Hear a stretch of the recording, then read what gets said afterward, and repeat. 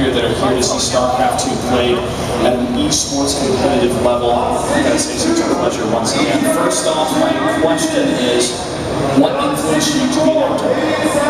Well, let me first say, this is Jim. Seems like old times all over. So what's your question again now?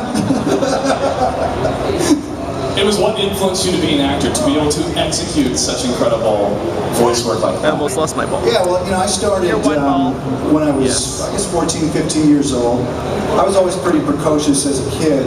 I really couldn't decide one thing that I wanted to do when I grew up. So by being an actor, you get to pretty much do everything. I mean, I've played doctors, lawyers. First of all, let me mention that a lot of people think I don't look like Jim Raynor. I would have to agree. I think I kind of look more like his accountant or his lawyer. But inside, I've got the spirit of Jimmy.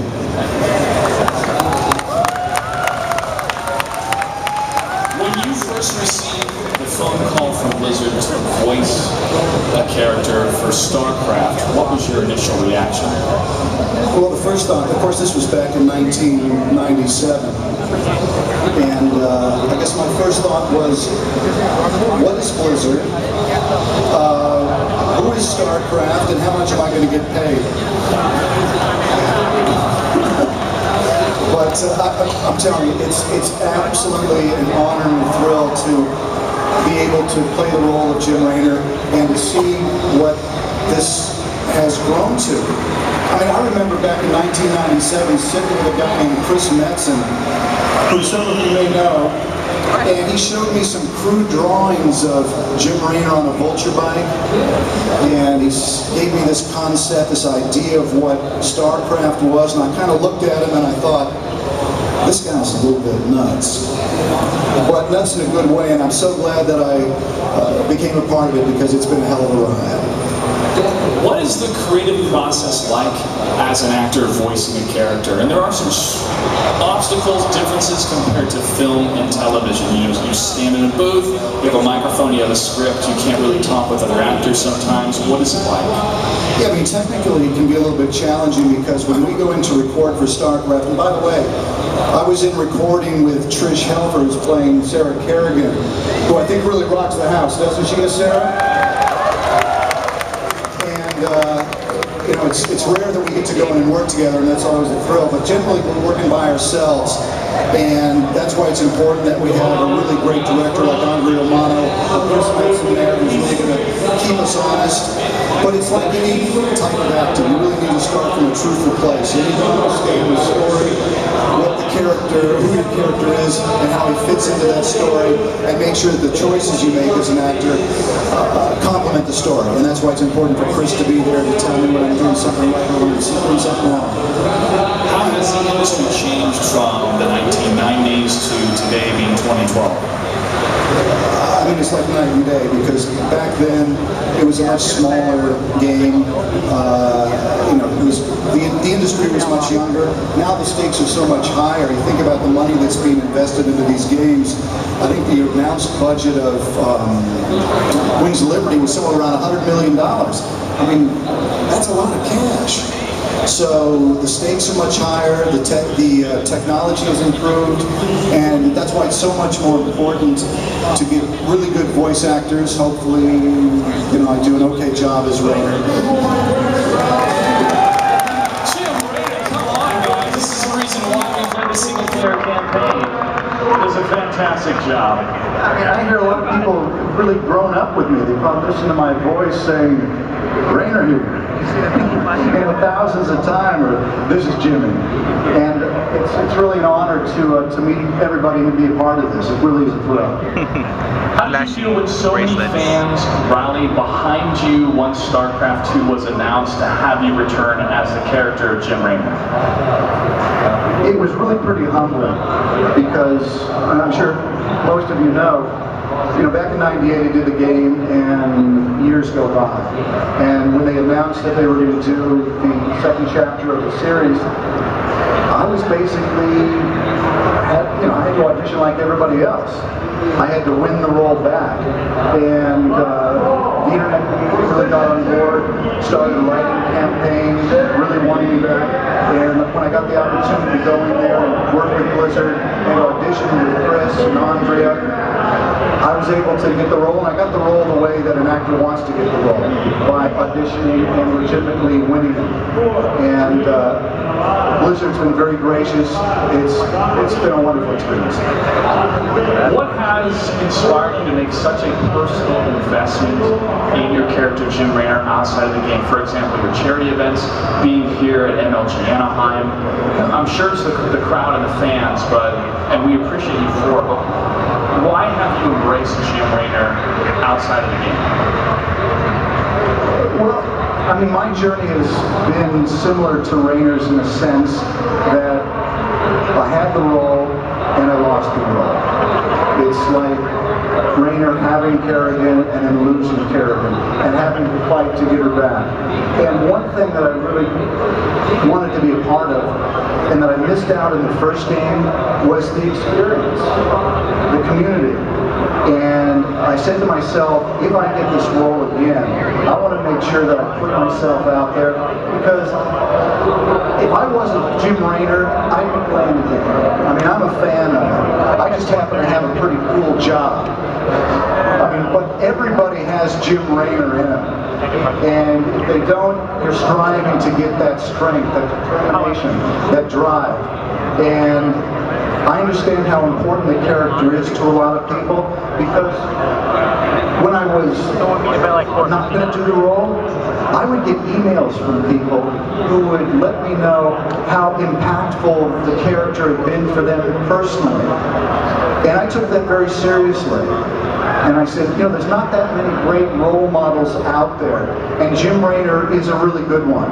The story is fantastic, the characters are incredible, the saga is beyond belief, and look at what else happened. Look at this. I mean, it's amazing. We've got thousands of people here, millions of people around the world playing this game. Who wouldn't want to be a part of it? I mean, I'm happy to be here. Come on.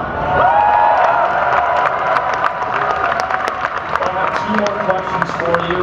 One of them is one of your fans. I posted on Reddit letting everybody know that I'd be interviewing you. His name is Alex Wilhelm, and he asked, how many takes until you get a line perfect?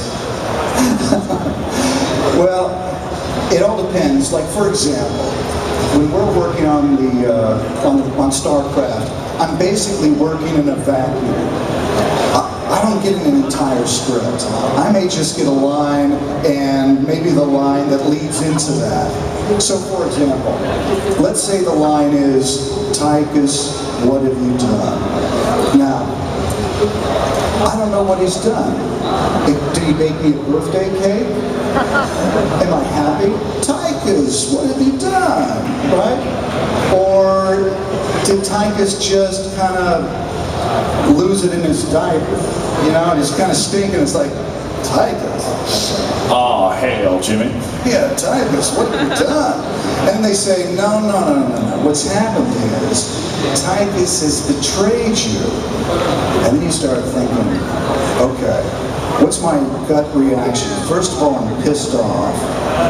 But at the same time, I'm really hurt.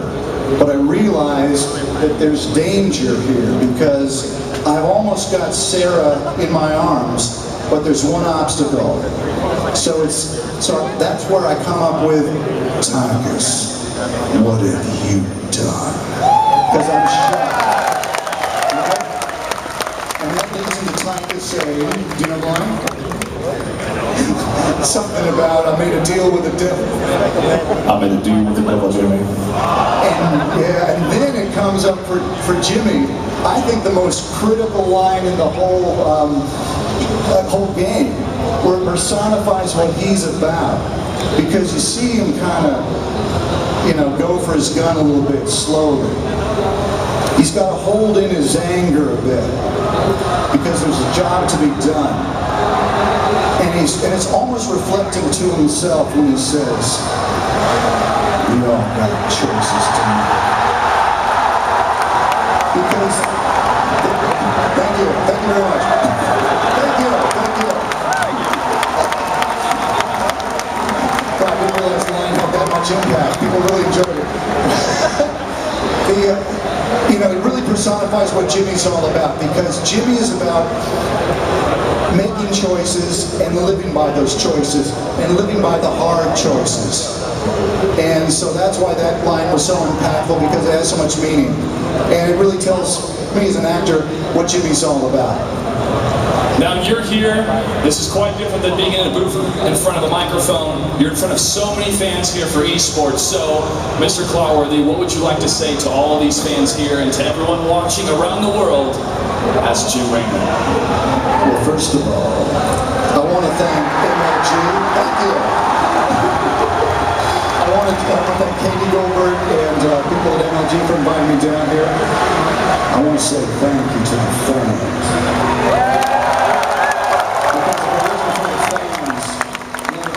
I also want to thank my good buddies over at Blizzard.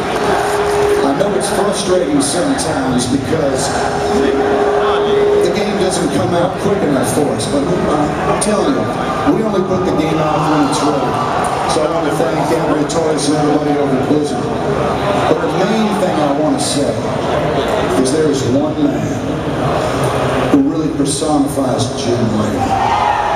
There's one guy who, without his vision, without his dedication, without his commitment to seeing it through, none of us would be here. And that's a man I call my boss. He's also my good friend, and that's Chris Metzen. And let's all remember that we got this far by leaning on each other. And there's one thing I know. Some things are just worth fighting for. Ladies and gentlemen, the voice of Jim Raynor, Robert Clotworthy. Thank you so much, sir, for all your hard work and talent. Ladies and gentlemen, coming up next is Violet versus Puma. Stay tuned.